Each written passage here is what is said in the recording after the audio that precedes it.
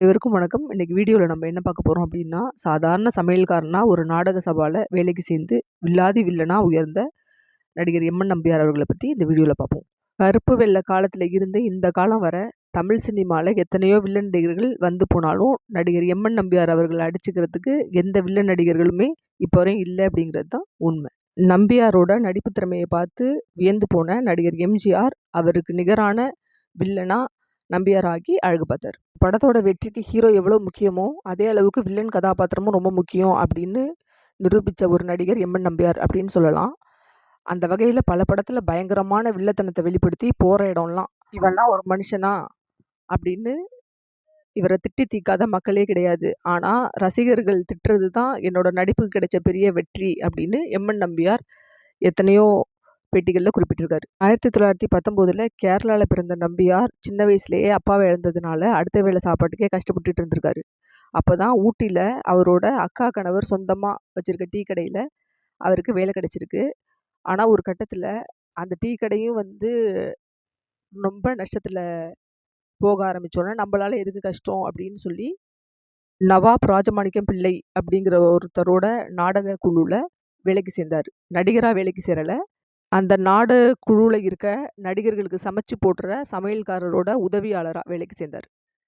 அந்த நாடக கம்பெனியில் நம்பியாருக்கு 3 வேளையும் வயிற்றுக்கு சாப்பாட்டு கிடச்சிச்சே தவிர சம்பளம் அப்படின்னு சொல்லி நம்பியாருக்கு எதுவும் கிடைக்கல. அந்த நாடக சபாவில் வேலை பார்க்குற நடிகர்களுக்கு மட்டும் சம்பளம் கொடுத்தாங்க. அங்கே நடிக்கிற நாடக நடிகர்களோட நடிப்பை பார்த்து பார்த்து எம்என் நம்பியாருக்கும் நாடகம் மேலே ஆர்வம் வந்துச்சு. அதுக்கப்புறம் கொஞ்சம் கொஞ்சமாக அந்த நாடக குழுவில் நடிக்க நம்பியாருக்கு வாய்ப்பும் கிடைச்சிச்சு. நாடக குழுவால் ராமதாஸ் அப்படிங்கிற ஒரு நாடகம் போடப்பட்டுச்சு. அந்த நாடகத்தை பார்த்த தயாரிப்பாளர் ஒருத்தர் இந்த நாடகத்தை படமாக்குனா நல்லாயிருக்கும் அப்படின்னு ஃபீல் பண்ணி நவாப் ராஜமாணிக்கம் பிள்ளைகிட்ட பேச அவரும் தாராளமாக படமாக்கிக்கங்க, ஆனால் இந்த நாடகத்தில் இங்கே நடித்தவங்க தான் அந்த படத்துலையும் நடிக்கணும் அப்படின்னு அந்த தயாரிப்பாளர்கிட்ட கட் அண்ட் ரைட்டாக சொல்லிட்டாங்க. அந்த நாடகத்தில் எம்என் நம்பியாரும் நடிச்சிருந்ததுனால எம்என் நம்பியாருக்கு பக்த ராமதாஸ் படத்தில் நடிக்க வாய்ப்பு கிடைச்சிச்சு. இப்படி தான் நடிகர் நம்பியார் சினிமா துறைக்குள்ளே அடி எடுத்து வச்சார். நம்பியாரோட நடிப்புக்கு நல்ல வரவேற்பு கிடைச்சதுனால அப்போது தமிழ் சினிமாவில் முன்னணி நடிகர்களாக இருந்த எம்ஜிஆர், சிவாஜி கணேசன் அப்படின்னு எல்லா முன்னணி நடிகர்களோடையும் படத்தில் நடித்து மிரட்டல் வில்லனா மாறினார் எம்என் நம்பியார்.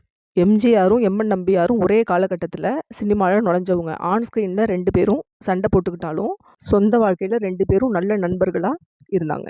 எம்ஜிஆரோட முதல் படமான ராஜகுமாரி படமும் சரி, கடைசி படமான மதுரையை மீட்ட சுந்தரபாண்டியன் படமும் சரி, இந்த 2 படத்துலையுமே நடிகர் நம்பியார் நடிச்சிருப்பார். எம்ஜிஆர் அவர் படத்தில் இருக்க ஹீரோயினை கூட மாற்றிருக்காரு. ஆனால் அவர் படத்தில் இருந்த வில்லனை அவர் மாற்றினதே கிடையாது. ஒரு விஷயமே போதும் எம்ஜிஆர் நம்பியார் ஃப்ரெண்ட்ஷிப்போட ஆழத்தை நம்ம புரிஞ்சுக்கிறதுக்கு. எம்ஜிஆர் சிஎம் ஆகிறதுக்கு முக்கிய காரணமாக இருந்த படம் எங்கள் வீட்டு பிள்ளை. எங்கள் வீட்டு பிள்ளை படத்தில் வர்ற நான் ஆணையிட்டாள் அப்படிங்கிற அந்த பாடல் பட்டி தொட்டி எல்லாம் ஒழிச்சு எம்ஜிஆரோட வெற்றிக்கு அடித்தளமாக அமைஞ்சிச்சு. எம்ஜிஆர் திரைத்துறையிலையும் சரி அரசியல்லையும் சரி வெற்றி பெற்றதற்கு முக்கிய காரணமே நம்பியாரை மோசமான வில்லனா திரையில் காட்டப்பட்டது தான்.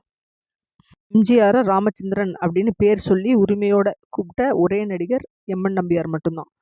எம்ஜிஆர் ஜெயிச்சு சிஎம் ஆனதுக்கு அப்புறம் நம்பியாரை கூப்பிட்டு உனக்கு என்ன பதவி வேணும் அப்படின்னு ஒரு வாட்டி கேட்க, நான் படத்தில் உங்களுக்கு எதிராக வில்லனாக தான் நடிச்சிருக்கேன், அதனால எனக்கு எதிர்கட்சி சீட்டு கிடைச்சா நல்லா இருக்கும்னு நம்பியார் கிண்டலாக எம்ஜிஆர்ட்ட சொல்லியிருக்காரு.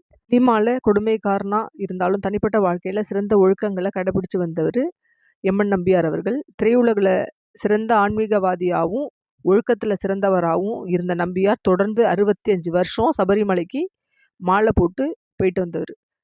1000 படத்துக்கு மேலே நடித்த எம்என் நம்பியார் அவர்கள் 2008 உடல்நலக்குறைவு காரணமாக மறைந்தார். அவர் மறைஞ்சு பல வருஷங்கள் ஆனாலும் அவர் விட்டுட்டு போன அவரோட இடம் இன்னும் நிரப்பப்படாமலே இருக்குது. நன்றி, வணக்கம்.